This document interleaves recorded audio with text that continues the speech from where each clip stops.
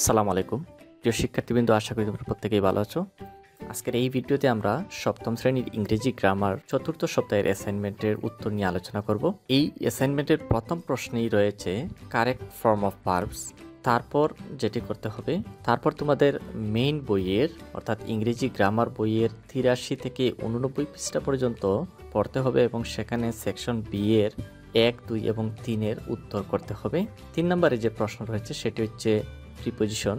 এখানে কিছু প্রিপোজিশন দেওয়া আছে এবং নিচে একটি লেটার দেওয়া আছে, সেখানে কিছু ফিল ইন দ্য গ্যাপস রয়েছে। সেই গ্যাপসে তোমাদেরকে সঠিক প্রিপোজিশন ব্যবহার করতে হবে। তাহলে চলো আমরা উত্তরগুলো দেখে নেই। Answer to the question number 1। প্রথম প্রশ্নটির উত্তর আমরা এভাবে লিখতে পারি। এখানে লাল কালারের যে শব্দগুলো রয়েছে সেগুলি হচ্ছে সঠিক উত্তর।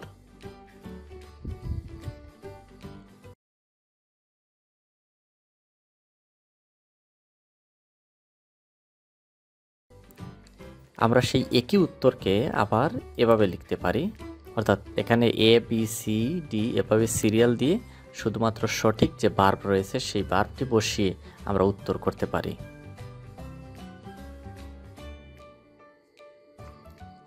তারপর answer to the question number 2।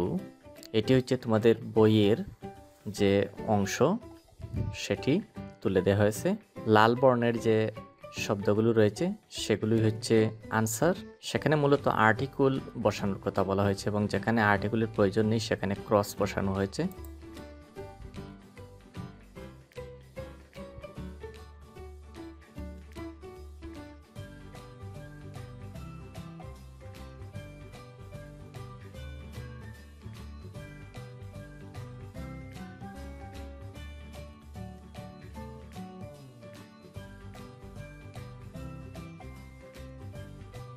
এরপর answer to the question number 3।